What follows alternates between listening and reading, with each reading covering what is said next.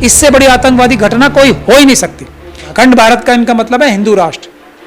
अखंड भारत का मतलब है कि जो तमिलनाडु के लोग हैं उनको बिहार के लोगों से लड़वाओ और देश को और टुकड़े कराओ।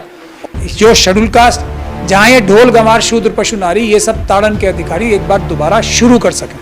ये सवाल आपको अमित शाह जी से पूछना चाहिए, ये सवाल आपको कमिश्नर ऑफ पुलिस से पूछना चाहिए कि देश के संविधान से ऊपर क्या है। जो लोग उन्हें जला रहे हैं उनके लिए क्यों रियायत बढ़ती जा रही है, उनको अरेस्ट ही नहीं किया जा रहा है। इससे बड़ी आतंकवादी घटना कोई हो ही नहीं सकती।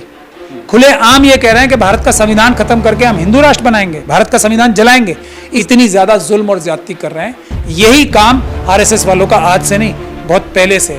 84 के दंगों में सबसे बड़ा रोल अगर किसी का था, कांग्रेस के अंदर भी बहुत सारे आरएसएस के लोग घुसे हुए हैं। 84 के दंगों में भी, सारे दंगों में आरएसएस ही शुरू करती है। देश में बॉम्ब ब्लास्ट कराने का काम ज्यादातर केसेस में आरएसएस ने कराया है। साध्वी प्रज्ञान सिंह ठाकुर उसका सबसे बड़ा एग्जाम्पल है। लेकिन ये आरएसएस के लोग उनको मजबूर कर रहे हैं कि वो अलग राष्ट्र की मांग करें। उस रेवोल्यूशन को खत्म करके ये दोबारा मनुस्मृति से देश चलाना चाहते हैं। हिंदू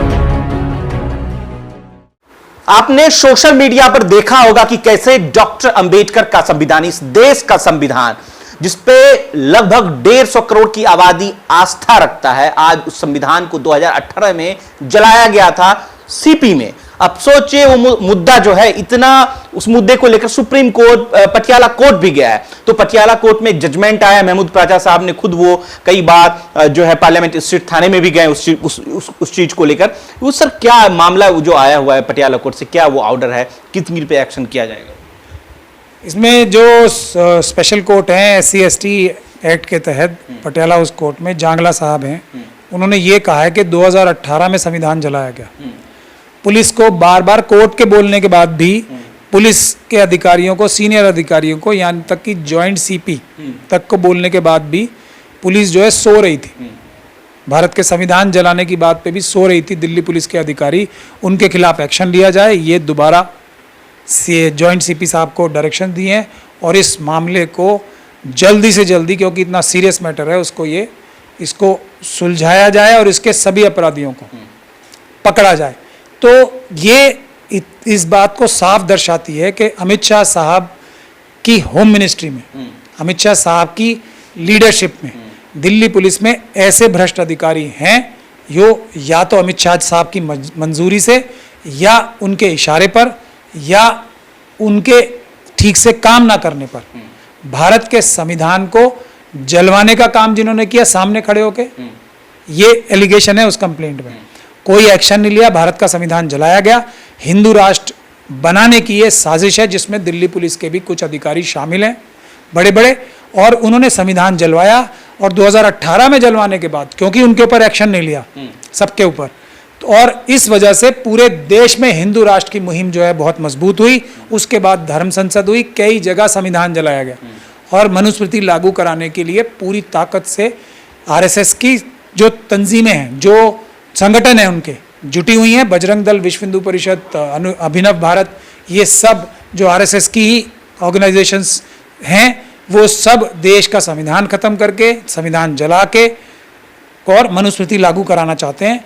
ये 1927 में जो बाबा साहब ने मनुस्मृति जलाई थी और उसकी जगह भारत का संविधान बनाया था, ये हिस्ट्री को, जो बाबा साहब ने इतना बड़ा रेवोल्यूशन लाया भारत के संविधान के रूप में, उस रेवोल्यूशन को खत्म करके ये दोबारा मनुस्मृति से देश चलाना चाहते हैं, हिंदू राष्ट्र बनाना चाहते हैं, सनातन धर्म से देश चलाना चाहते हैं, जिसमें ना हमें पानी पीने का अधिकार होगा, ना हमें खाना खाने का अधिकार होगा, ना हमें सड़क पर चलने का अधिकार होगा, ना पढ़ाई का अधिकार होगा, ना रोजगार का अधिकार होगा, ना प्रॉपर्टी रखने का अधिकार होगा, ना वोट का अधिकार होगा।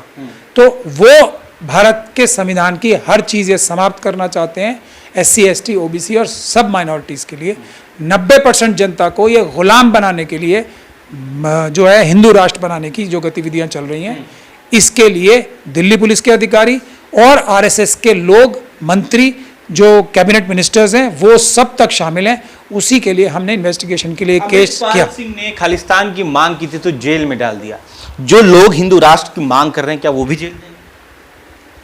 क्यों नहीं जाएंगे, क्या फर्क है?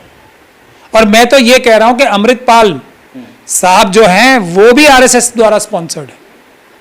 जो भी भारत देश को तोड़ने की बात करे, ये हिस्ट्री है, जो भी भारत देश को तोड़ने की बात करेगा वो आरएसएस का और हिंदूवादियों का, हिंदू राष्ट्र के मानने वालों का संगठन से जुड़ा होगा कहीं ना कहीं, या फिर वो बहुत बड़ा बेवकूफ और गधा होगा, ये आप समझ लो।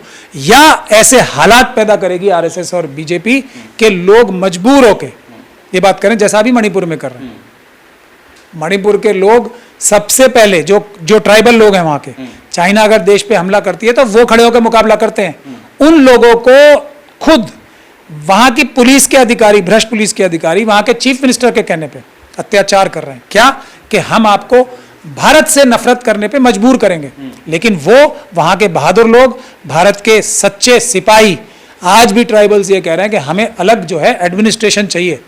लेकिन ये आरएसएस के लोग उनको मजबूर कर रहे हैं कि वो अलग राष्ट्र की मांग करें।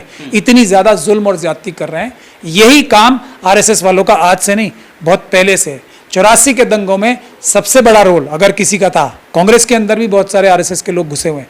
84 के दंगों में भी, सारे दंगों में आरएसएस ही शुरू करती है।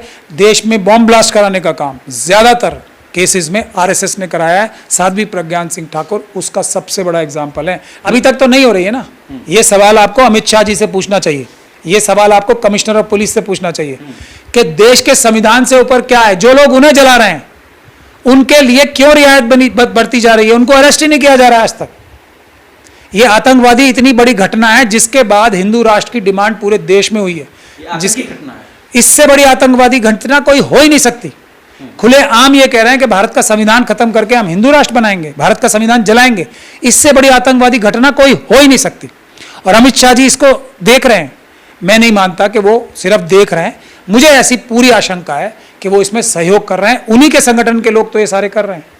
ये वही लोग हैं जो देश को तोड़ने के लिए, और उसका सबसे बड़ा एग्जाम्पल फिर देख लीजिए ना आप, साध्वी प्रज्ञान सिंह ठाकुर हैं उसके लिए, जो देश तोड़ने के लिए बात करती है, जो आर्यव्रत नाम का आर्यव्रत नाम का देश बनाने की बात कर रही थी, जो संविधान खत्म करके, तो उनको मेंबर ऑफ पार्लियामेंट किसने बनाया? तो अखंड भारत की बात करते हैं। नहीं, मैं ये बात जो कर रहे हैं ना, ये उससे उल्टा करते हैं। अखंड भारत का इनका मतलब है हिंदू राष्ट्र। अखंड भारत का मतलब है कि जो तमिलनाडु के लोग हैं उनको बिहार के लोगों से लड़वाओ और देश को और टुकड़े कराओ और फिर उसको भारत बनाओ। चाहे कितना भी छोटा भारत हो जाए, लेकिन हिंदू राष्ट्र होना चाहिए जहां ये जो शेड्यूल कास्ट, जहां ये ढोल गंवार शूद्र पशु नारी, ये सब ताड़न के अधिकारी एक बार दोबारा शुरू कर सकें। ये है हिंदू राष्ट्र, इसके अलावा कुछ नहीं है हिंदू तो ये जो पटियाला कोर्ट ने जो ऑर्डर दिया है, अब नेक्स्ट स्टेप क्या होगा? क्या उन लोगों, आप ज्वाइंट सीपी से जाके बातचीत करेंगे, पार्लियामेंट थाने में जाएंगे, क्या कैसे आगे? नहीं, हम लोग अब तो कोर्ट ने डायरेक्शन दे दिए ना उन्हें, हम लोग तो इन सब लोगों के खिलाफ धारा 4 में एफआईआर दर्ज कराएंगे। ज्वाइंट सीपी साहब के खिलाफ भी, डीसीपी साहब के खिलाफ भी, एसीपी साहब के खिलाफ भी, क्योंकि इन सब ने भी अपराध किया है। ये सब अब एक तरह से साजिश में शामिल नजर आ रहे हैं। डिले करके, इन्वेस्टिगेशन ठीक से ना करके, ये इस संविधान जलाने की और जलाने वालों की मदद करने में, उनके सबूत नष्ट करने में, ये कॉन्स्पिरेसी में शामिल प्रतीत होते हैं। ऐसे सबूत निकल के आ रहे हैं अब। तो पुलिस अधिकारियों के खिलाफ तो हम इसमें एफआईआर दर्ज कराएंगे एक और। चलिए, बहुत बहुत शुक्रिया। देखिए, जिस तरीके से संविधान जलाया गया, एक्शन तो लेना ही चाहिए, क्योंकि इस देश का, जिससे देश चलता है, जिस संविधान पे देश गौरव करता है। अगर ये वीडियो आप यूट्यूब, फेसबुक पे देख रहे हैं तो कमेंट कर अपनी प्रतिक्रिया जरूर दीजिएगा। शुक्रिया।